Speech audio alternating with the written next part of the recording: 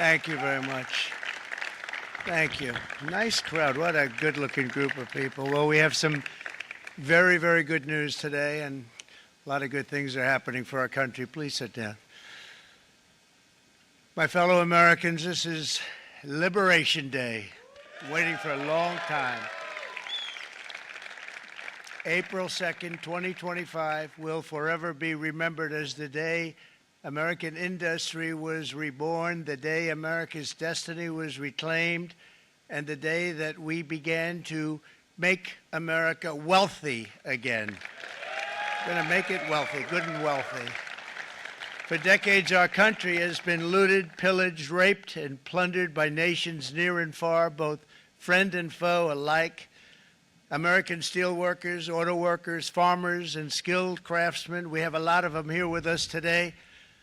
They really suffered gravely. They watched in anguish as foreign leaders have stolen our jobs, foreign cheaters have ransacked our factories, and foreign scavengers have torn apart our once beautiful American dream. We had an American dream that you don't hear so much about. You did 4 years ago, and you are now, but you don't too often, and for many years and decades even, you didn't hear too much about. Our country and its taxpayers have been ripped off for more than 50 years, but it is not going to happen anymore. It's not going to happen. In a few moments, I will sign a historic executive order instituting reciprocal tariffs on countries throughout the world. Reciprocal, that means they do it to us and we do it to them. Very simple. Can't get any simpler than that. This is one of the most important days, in my opinion, in American history. It's our declaration of economic independence. For years, hardworking American citizens were forced to sit on the sidelines as other nations got rich and powerful, much of it at our expense.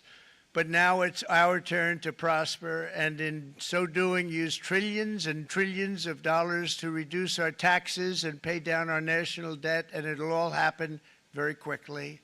With today's action, we are finally going to be able to make America great again, greater than ever before.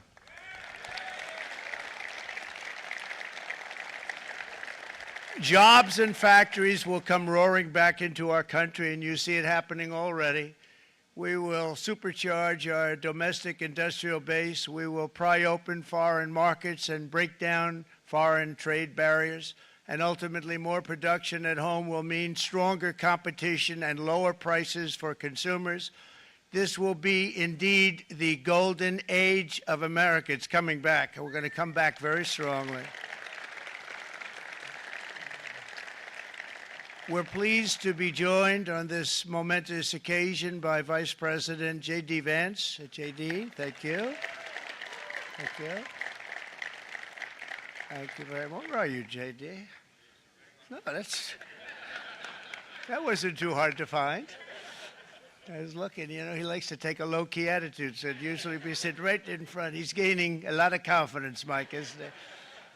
And nearly my entire cabinet is here, as well as Speaker Mike Johnson, who's done an amazing job. And with the great success we had last night in Florida, we have a majority of 7. And 7's like a lot when we had it at 1, right? You've done a fantastic job. And many of the members of the House and Senate are with us. Senators, Congressmen, thank you all for being with us. We appreciate it. For decades, the United States slashed our trade barriers on other countries, while those nations placed massive tariffs on our products and created outrageous non-monetary barriers to decimate our industries. And in many cases, the non-monetary barriers were worse than the monetary ones. They manipulated their currencies, subsidized their exports, stole our intellectual property, imposed exorbitant VAT taxes to disadvantage our products, adopted unfair rules and technical standards, and created filthy pollution havens. They were absolutely filthy, but they always came to us and they said, we're violating, we should pay for it. It's all detailed in a very big report by the U.S. Trade Representative on Foreign Trade Barriers, and I'll just hold it up for you. It's available, and you don't have to pay too much. As I understand it, you'll pay nothing. It's a lot of work for something, actually, because it's a special book. It's frankly, it's very upsetting when you read it, when you see what people have been doing to us for 30 years. This all happened with no response from the United States of America, none whatsoever. But those days are over. Let me offer just a few examples of the vicious attacks our workers have faced for so many years.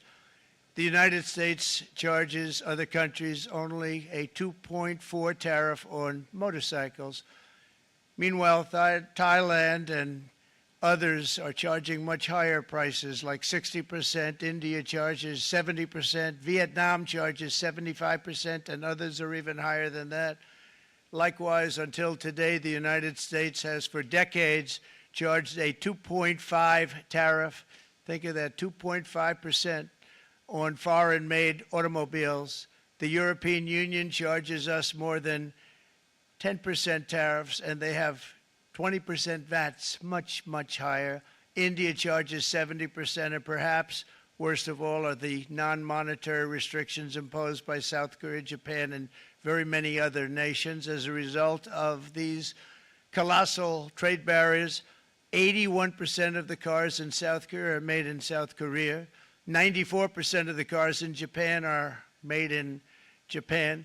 Toyota sells 1 million foreign-made automobiles into the United States, and General Motors sells almost none. Ford sells very little. None of our companies are allowed to go into other countries. And I say that, friend and foe, and in many cases, the friend is worse than the foe in terms of trade. But such horrendous imbalances have devastated our industrial base and put our national security at risk. I don't blame these other countries at all for this calamity. I blame former presidents and past leaders who weren't doing their job. They let it happen, and they let it happen to an extent that nobody can even believe. That's why, effective at midnight, we will impose a 25% tariff on all foreign-made automobiles.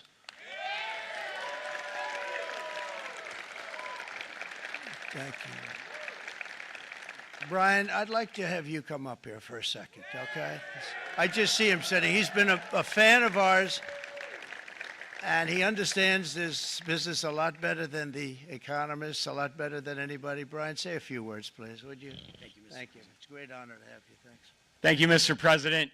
I grew up just north of Detroit, Michigan, in Macomb County, known as the home of the Reagan Democrats. My first vote for president was for Ronald Reagan. I thought that was going to be the best president I ever saw in my lifetime until Donald J. Trump came along. I have watched my entire life, I have watched plant after plant after plant in Detroit and in the metro Detroit area close. There are now plants sitting idle. There are now plants that are underutilized, and Donald Trump's policies are going to bring product back into those underutilized plants. There's going to be new investment. There's going to be new plants built. And the UAW members, and I brought 20 of them with me, they're sitting right over here. We support Donald Trump's policies on tariffs 100%. So, Mr. President, we can't thank you enough. And in 6 months or a year, we're going to begin to see the benefits. I can't wait to see what's happening 3 or 4 years down the road. Thank you, Mr. President. Thank you. What a great guy. He got it right from the beginning. He got it before almost anybody else. This group over there, they got it too. And, you know, we won the state of Michigan. We won almost all of them. But we won Michigan by a lot, and I want to just thank you all. The auto workers were fantastic. The Teamsters were fantastic. Everyone was pretty good, I will tell you. Thank you very much. I appreciate it. You're going to be very happy very soon, and you probably see what's happening with all of the, not only car companies, but car companies in particular. You see it with all of the ones they're moving, they're announcing day in, day out. You're seeing it. Nobody's ever seen anything like that. With today's actions, we're also standing up for our great farmers and ranchers who are brutalized by nations all over the world. It's brutalized. Canada, by the way, imposes a 250 to 300% tariff on many of our dairy products. They do the first can of milk. They do the first little carton of milk at a very low price, but after that it gets bad, and then it gets up to 275, 300%. So when they're figuring what's Canada charging, they say, oh, about 2%, 3%. But take a look at what happens down the road. When you look a little bit, it's not a pretty picture, and we don't like it, and it's not fair. It's not fair to our farmers. It's not fair to our country. And with countries like Canada, you know, we subsidize a lot of countries and keep them going and keep them in business. In the case of Mexico, it's $300 billion a year. In the case of Canada, it's close to $200 billion a year. And I say, why are we doing this? Why are we doing this? I mean, at what point do we say, you got to work for yourselves, and you got to, this is why we have the big deficits. This is why we have that amount of debt that's been placed on our heads over the last number of years, and we're really not taking it anymore.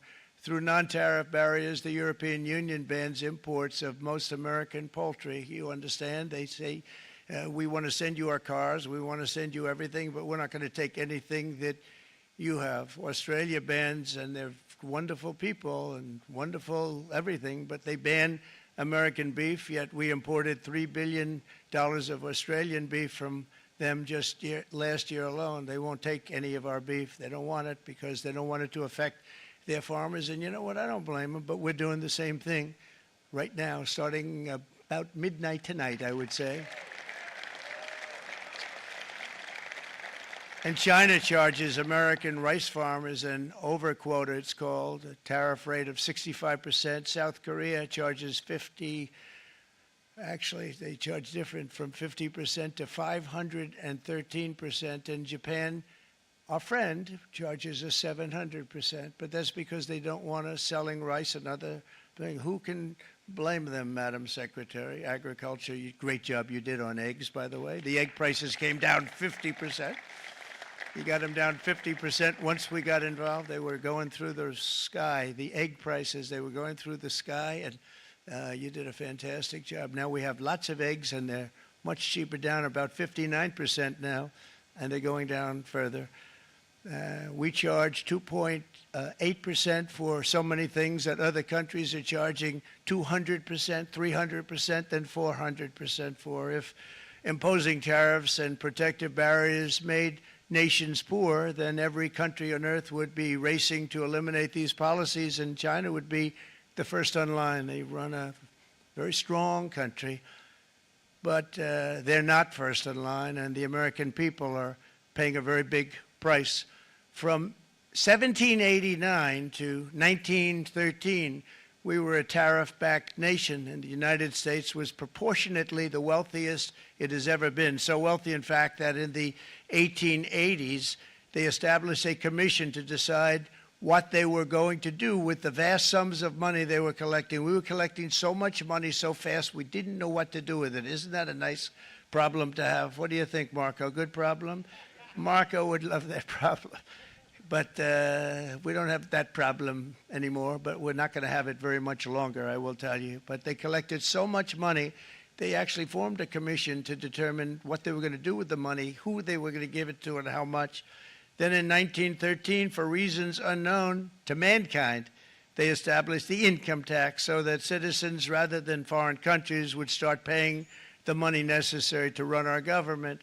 Then in 1929, it all came to a very abrupt end with the Great Depression, and it would have never happened if they had stayed with the tariff policy. It would have been a much different story. They tried to bring back tariffs to save our country, but it was gone. It was gone. It was too late. Nothing could have been done. It took years and years to get out of that depression, far longer than even FDR had that office right over there for a long period of time.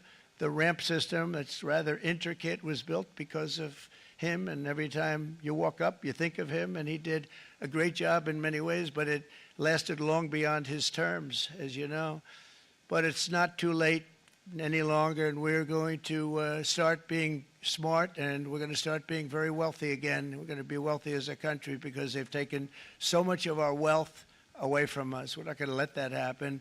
We truly can be very wealthy. We can be so much wealthier than any country. It's not even believable. But we're getting smart. Nearly a century later, in the face of unrelenting economic warfare, the United States can no longer continue with a policy of unilateral economic surrender. We cannot pay the deficits of Canada, Mexico, and so many other countries. We used to do it. We can't do it anymore. We take care of countries all over the world. We pay for their military.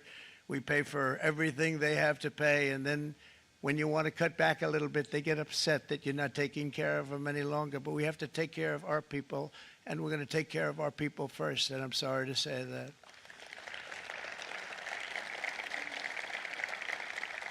And today we're standing up for the American worker, and we are finally putting America first.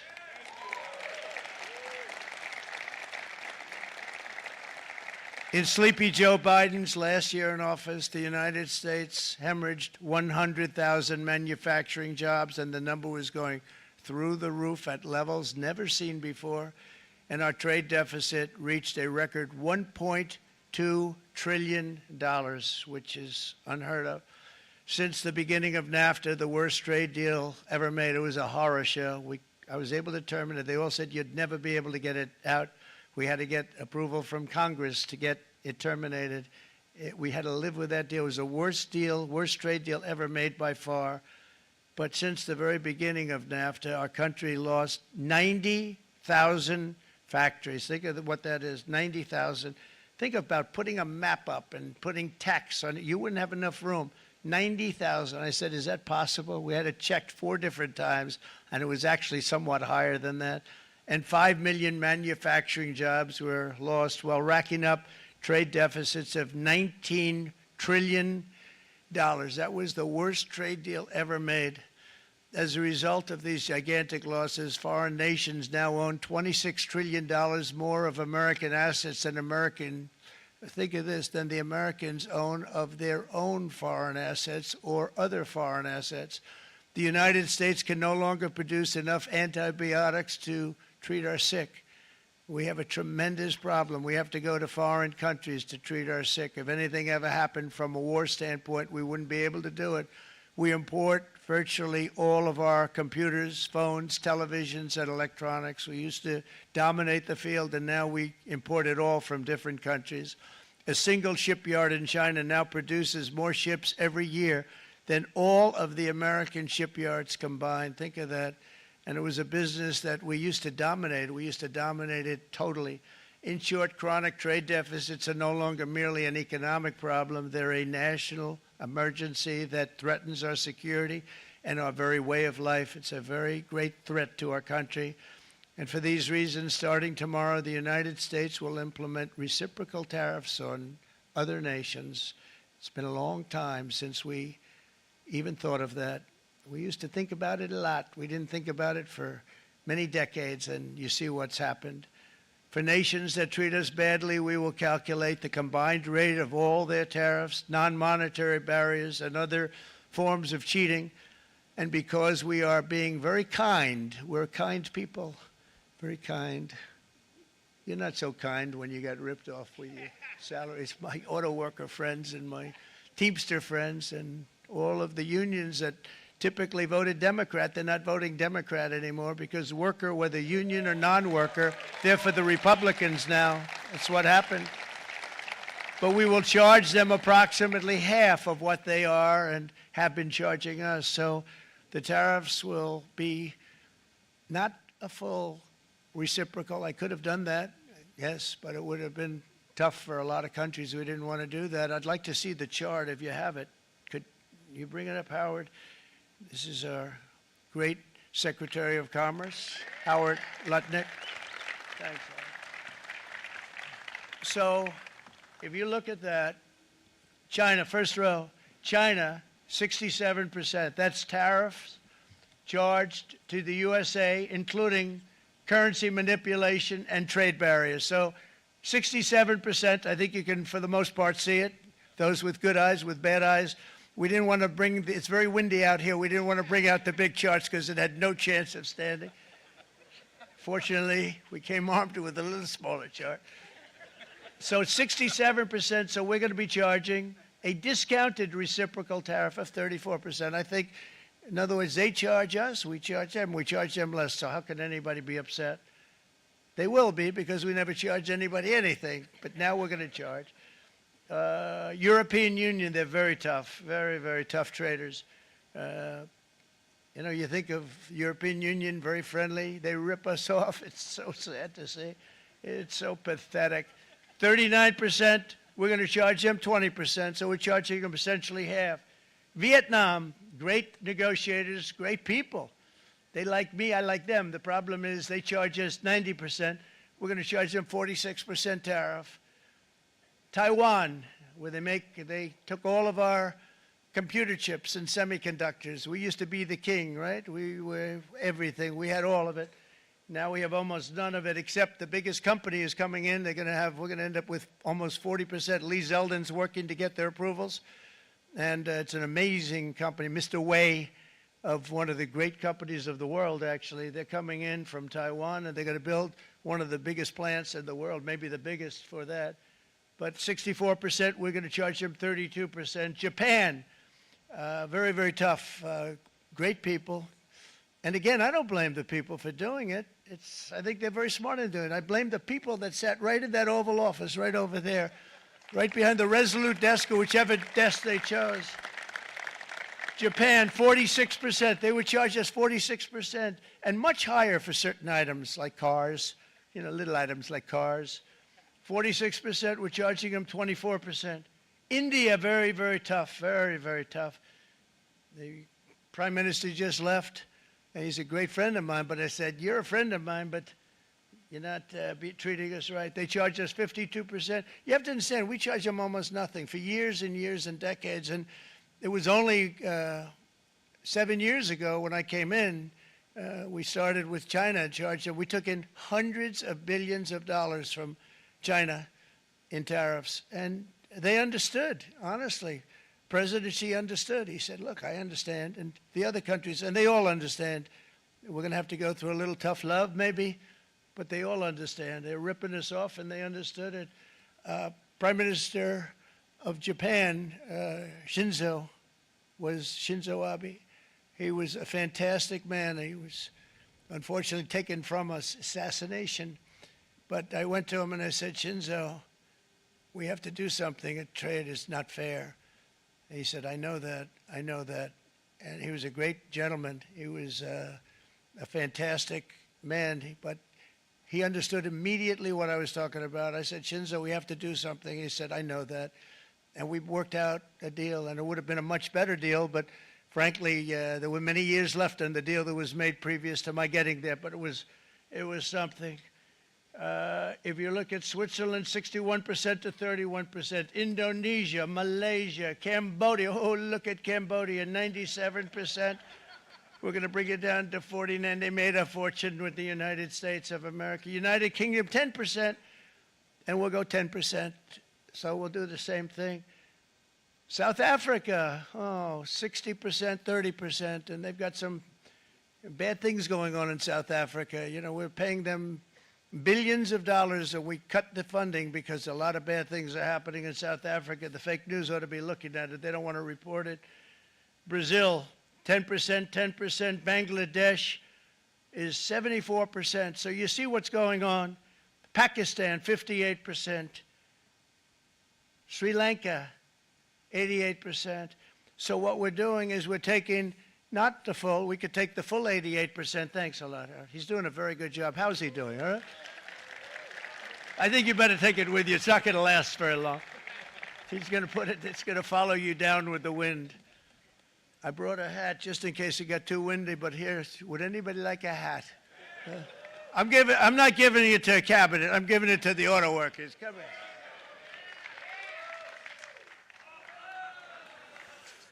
Thank you, fellas. Get it. That's it. That's it. They deserve it more than our cabinet. Our cabinet has plenty of hats.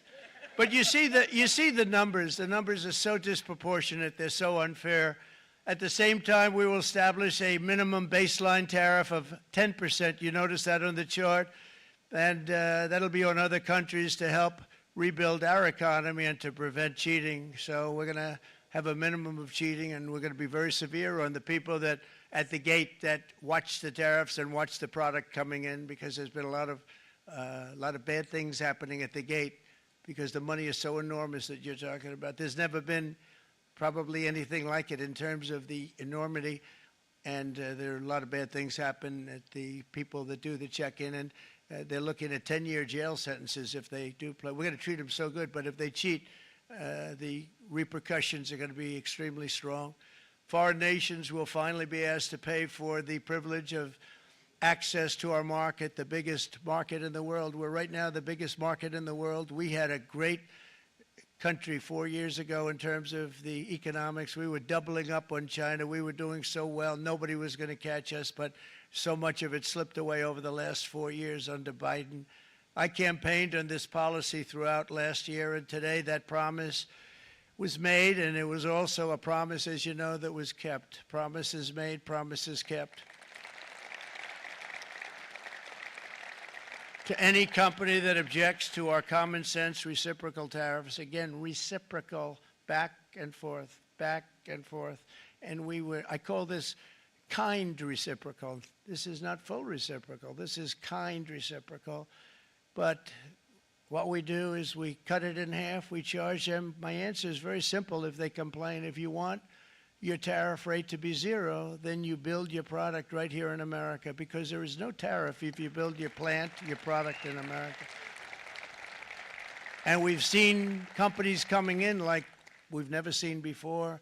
Likewise to all of the foreign presidents, prime ministers, kings, queens, ambassadors, and everyone else who will soon be calling to ask for exemptions from these tariffs. I say, terminate your own tariffs, drop your barriers, don't manipulate your currencies. They manipulate their currencies like nobody can even believe, which is a bad, bad thing and very devastating to us. And start buying tens of billions of dollars of American goods. Tariffs give our country protection against those that would do us economic harm. And many people were looking to do us economic harm. Maybe not so obviously, but they were doing tremendous economic harm. But even more importantly, they will give us growth. These tariffs are going to give us growth like you haven't seen before, and it'll be something very special to watch. I am so looking forward, and Brian, it's going to happen even faster than you said. You know, you might say, but it's already started. It's already started. Work's already begun on plants all around the country, and you see that as before. These are big, rich companies. We have $61 billion started on a big plant going up. It's going to be announced over the next 2 days, and they already started work. Many of these the biggest companies in the world, they've committed to build, build, build. We're going to build, build, build, sir. And they came here to see me, and wanted to know if they could have a press conference. I do as many as I can. I'm pretty busy trying to stop Russia and Ukraine and the Middle East. We got to stop that. We got to stop the Houthis, which we're making tremendous. They like shooting ships down and out of the water, sinking ships. They get a kick out of it, but they're not getting such a kick out of it now, are they, Mr. Secretary? They're not getting such a kick out of that now. But here are just a short list of some of the companies that have already announced and committed to investment. And this is a company that built its factories and its plants in China. Apple is going to spend $500 billion. They never spent money like that here. They're going to build their plants here. SoftBank, OpenAI, and Oracle, great companies, are investing $500 billion almost immediately.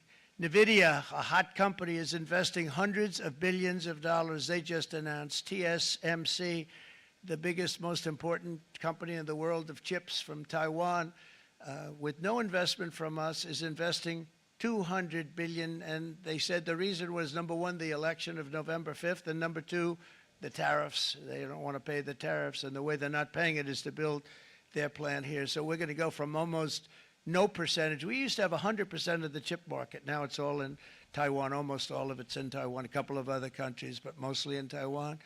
And think of it. We had 100%. We lost it because of people in that office that didn't do their job. They allowed it to be stolen from us.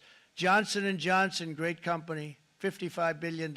Eli Lilly, $27 billion. Meta is investing $500 billion. Wow. DeMac is investing $20 billion. CMA, CGM, $20 billion. And then you have Merck and Clarios, Stellantis, General Motors, GE Aerospace, Honda, Nissan, Hyundai are all putting in billions and billions of dollars, and they're committed 100%. So.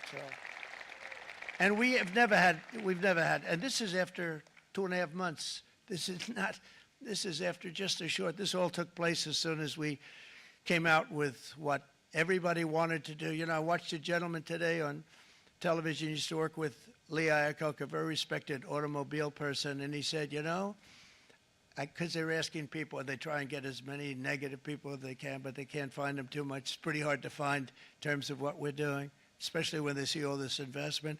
They said, so tell me, what do you think of what Trump is doing from the automobile standpoint? He said, I can't believe it.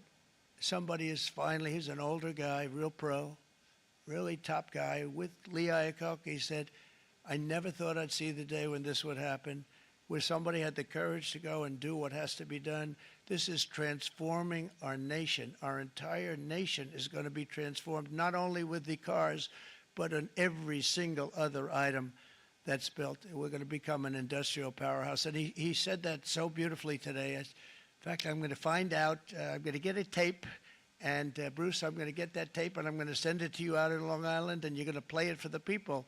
And all your union workers and your non-union workers out there, you got a pretty even split. But we have, so far, it looks like we're going to have about $6 trillion of investments, and you wouldn't do that in years in this country over the last number of years. $6 trillion, and that's going to be much higher by the end of the year. And think of what $6 trillion is. You wouldn't have even a small percentage of that under this other system. We're going to be an entirely different country, and it's going to be fantastic for the workers. It's going to be fantastic for everyone. There will never have been a transformation of a country like the transformation that's already happening in the United States of America. It's an incredible thing to watch, and it's incredible to meet with the top people, people that you read about, very wealthy people, or people that are great managers and executives and presidents of big public companies. And to watch the enthusiasm they have now that they didn't have. They gave up on our country. They went to foreign countries and they built. Companies are pouring into our country at levels never seen before, with jobs and money to follow, and it's really beautiful. In the coming days, there will be complaints from the globalists and the outsourcers and special interests and the fake news. Always, the fake news will always complain. But never forget, every prediction our opponents made about trade for the last 30 years has been proven totally wrong. They were wrong about NAFTA. They were wrong about China. They were wrong about the Trans-Pacific Partnership, which would have been a disaster if I didn't terminate it. If I didn't terminate that, United Auto Workers, you would have had no jobs in this country. You would have had no jobs. It was all going to other countries. In my first term, they said tariffs would crash the economy. Instead, we built the greatest economy in the history of the world. And again, I have great respect for President Xi of China, great respect for China, but they were taking tremendous advantage of us, and I commend them for that. I say, hey, if you can get away with it, that's okay. But, you know, they understand exactly what's happening, and they probably, most of them are saying it's about time they did something, but and they're going to fight, and they're going to fight fair. Everyone's going to fight. You know, it's like, I say to the leaders, look, you got to take care of your country, but we have to start taking care of our country now. We can't do what we've been doing for the last 50 years. From the day of my election, the stock market went up in my first term 88%, with NASDAQ going up 155%, more than any president has ever had in any term in office, by far. And I think we're going to blow that away. And maybe the numbers won't show, but I think they're going to show much better than even those numbers. But what you're going to see is you're going to see activity, that empty, dead sites, factories that are falling down. Those factories will be knocked down, and they're going to have brand new factories built in their place. They're not only talking about renovating, they're talking about brand new, the best anywhere in the world, the biggest anywhere in the world. I have a friend who builds car plants, and I said, I want to see the biggest and the best. He said, well, we have to go to Mexico. I said, no, I want to see it in the United States. He said, we're not building them in there. This is a year and a half ago during the campaign. He said, we're not building it. You'd have to go to Mexico. When I was starting to decide to run, and I went to number one in the polls very rapidly, I want to say, like let's say in the first hour, and then shortly thereafter, it looked like I was going to win, and the fake news was saying, "Oh no, don't do this." What they don't know is if I didn't win, they would have really been in trouble, because nobody wants to read them anyway. But I tell you what, when it looked like I was going to win, I announced that I was going to be doing exactly what we're talking about today. Great consistency, actually, because I've been talking about it for 40 years, but because I saw what was happening 40 years ago. If you look at my old speeches when I was young, very handsome, my old speeches, and that people would say I'd be on a television show, I'd be talking about how we were being ripped off by these countries. I mean, nothing changes very much. The only thing that changed were the countries, but nothing really changes. But it's why it's such an honor. It's such an honor to be finally able to do this. If you look at China, I took in hundreds of billions of dollars in my term, hundreds of billions. They never paid 10 cents to any other president, and yet they paid hundreds of billions, so much so that Biden couldn't do anything. They wanted to try and terminate it because he had a very special relationship with China. You know what the relationship was? He had a special relationship. But the numbers were so big, that they couldn't do it. So they did ease it up. They did things that they shouldn't have done. They made it a lot more comfortable for them, but they couldn't do it because the numbers were hundreds of billions of dollars, and I did that. And we were on our way to doing something like incredible. And then we had a very bad election happen, a very bad election. A lot of bad things happened. So when I said we got to do it again, I said we have to make it too big to rig. And we made it too big to rig, and we won in records, and it was a monumental win. And it was such an honor to see so many of you, like Brian and your friends, here with us to celebrate, and to more importantly celebrate what we're doing, because that wouldn't be a full celebration if we didn't do this, because this will be an entirely different country in a short period of time. It'll be something the whole world will be talking about it. The critics made the very tired predictions earlier this year, but in February, core inflation dropped to the lowest rate in 4 years. And the price of eggs, as you know, just in a month and a half, we were there for 4 weeks. And the first week, I got blamed for eggs. I said, I just got here. They said eggs have gone up at like 250%, and you can't get eggs. And they were going crazy. And I said, I just got here. And then we got to work on eggs, and we got to work on everything. And our great Secretary of Agriculture, you did a fantastic job. Brooke Rollins, she did a fantastic job. And as I said before, the price of eggs dropped now 59%, and they're going down more, and the availability is fantastic. They were saying that for Easter, please don't use eggs. Could you use plastic eggs? I said, we don't want to do that. We want to, and you really came through. It's an amazing job. Thank you very much, Brooke. You did great. But likewise, an old-fashioned term that we use, groceries. I used it in the campaign. It's such an old-fashioned term, but a beautiful term, groceries. It sort of says a bag with different things in it. Groceries went through the roof, and I campaigned on that. I talked about the word groceries for a lot, and energy costs now are down. Groceries are down. Gasoline is way under $3, and people are beginning to be able to buy things and live again. We brought prices way down. We created 10,000 already in a few weeks, new manufacturing jobs. And it was that took place in 1 month, numbers that they haven't seen in a long time. We had virtually no inflation under my term. We had virtually no inflation for 4 years, but after transitioning over to Sleepy Joe, it went from almost non-existent to the highest in the history of our country. They had the highest inflation in the history of our country, brought up by energy and bad spending and bad policy, and a lot of bad things happened. How about allowing millions and millions and millions of people to pour into our country with open borders, where it's so sad to see even now And I see our great secretary of you have done. Stand up, please, Christy. Stand up. Christy Nome and Tom Holman. These people are doing a great job, but gotten them out in records. We have problems with judges that don't want them to go out. They want Tren de Aragua, and they want MS-13, the most vicious gangs ever. Nobody's ever seen anything like it. Absolute killer gangs. They kill people. They don't even think about it. And we put them out, and we have judges now, radical left judges that want to, they don't want them to go out. They want them to even be brought back. Let's bring them back. You've done a fantastic job, and please thank everybody. Homeland Security, thank everybody. Appreciate it. And we now have a border that's the best border that we've ever had, even better than it was my first term. My first term we did good, but this one we really specialized in. We've done really well.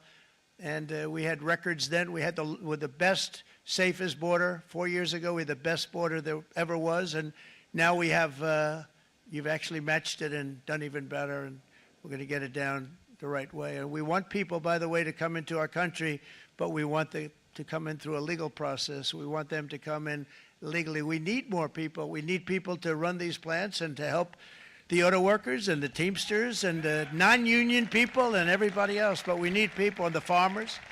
And we're going to let people come in, but they want to come in. We want them to come in legally. They have to have the capability of loving our country, not people that hate our country. We don't want them in our country. And now we're going to pass the largest tax cuts in American history, and that's where we're relying on Mike and John Thune. And we will not cut Social Security, Medicare, or Medicaid benefits, and the Democrats will, because if they got in, the entire economy would collapse. This country was heading for a collapse under the people that you saw. They were horrible. I think one of the reasons people like the job, I have my highest approval ratings because I think they're comparing me to the worst administration in the history of our country, so I appreciate that at least. But Speaker of the House Mike Johnson and Senate Majority Leader, appreciate it, Mike. John Thune have been fantastic, by the way. But they've been working tirelessly on taking the next step to pass the plan for our one big, beautiful bill. I'd like to name it that if you can. One big, beautiful. I made that statement about 6 months ago, and everybody calls it one big, beautiful bill. And it will be that. It'll have everything, the big tax cuts and every incentive there is. And it'll be fantastic. And by the way, for the cars, we're asking for an interest deduction on a loan. So if you build the car, only in America we do it, Brian. If the car's not built in America, you don't get the interest rate deduction. But if you build the car in America, if you buy a car, if it's built in America, then you get an interest rate deduction, tax deduction, and that's a big thing. That's going to be a big thing. I think that's going to pay for itself very quickly, that deduction. Never happened. We've never had anything like that before. Somebody said, where do you get the idea? Because it's so basic. You would think that would have happened a long time ago. It never did, and I'm very happy it didn't because now I can say that was my idea. But we're going to get us closer to the debt extension. We have to get the debt extension passed, and I know you're going to be able to do that, Mike, and it's very important that you do that.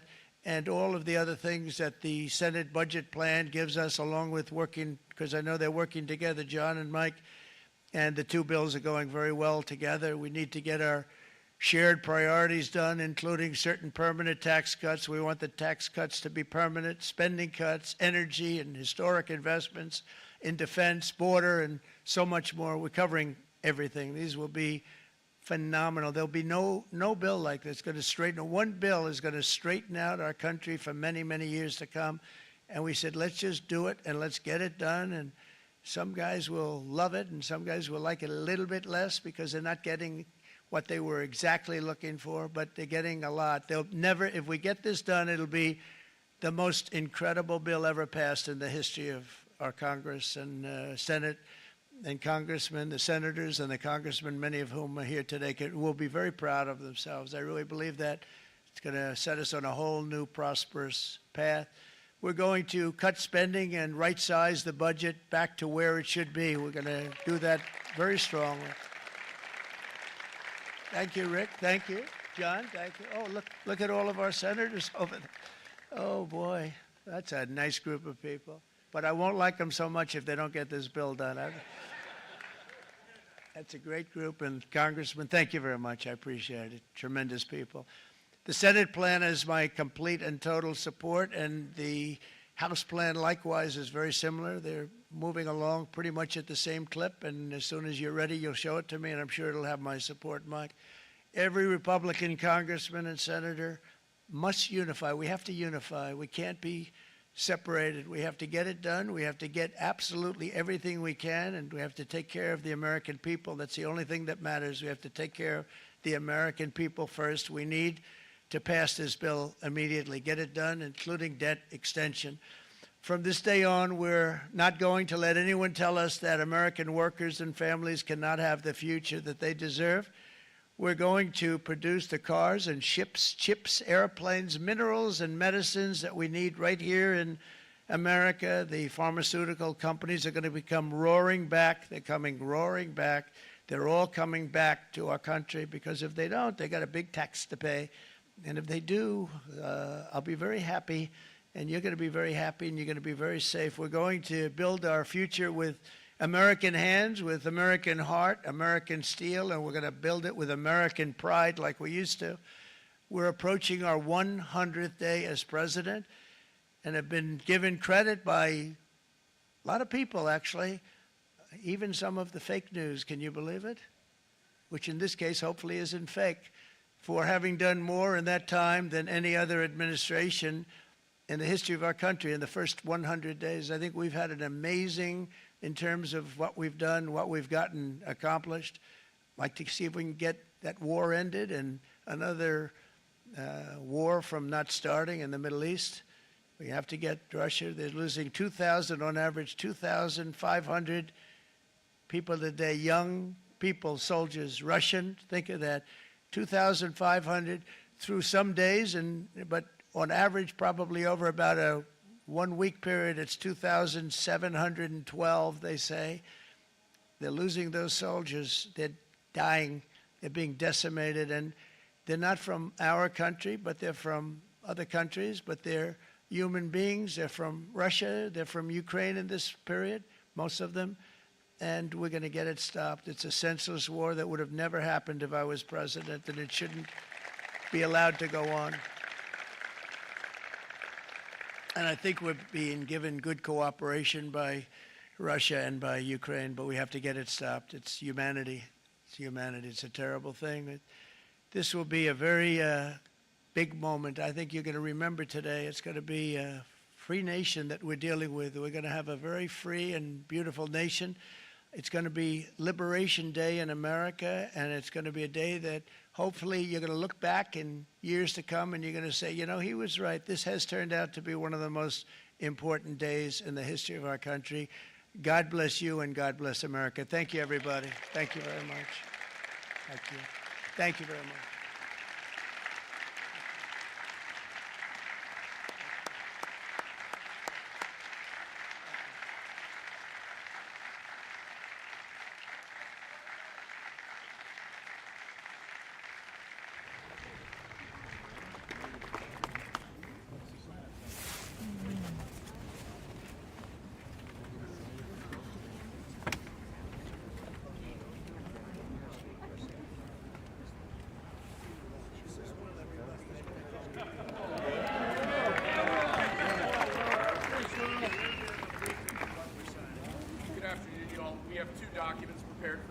Signature today. One closes what's referred to as the de minimis loophole with respect to imports from the U.S. Not even Hail Mary. The other is the big one, is the reciprocal tariff executive order that the president just spoke about at length. This is obviously a huge deal, and it's been an honor to be part of the team getting started.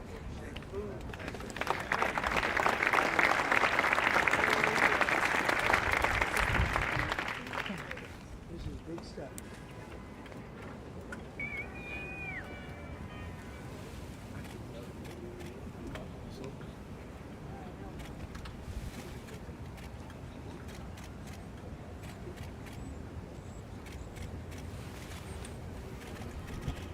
That's a 10.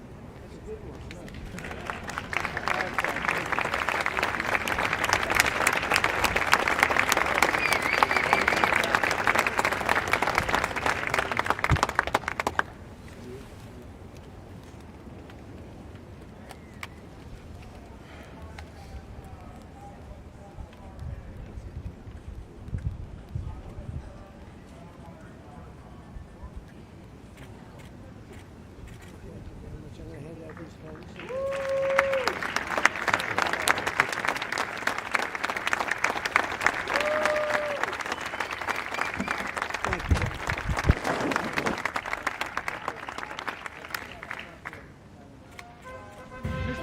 President, what do you say to American families who are worried they'll pay more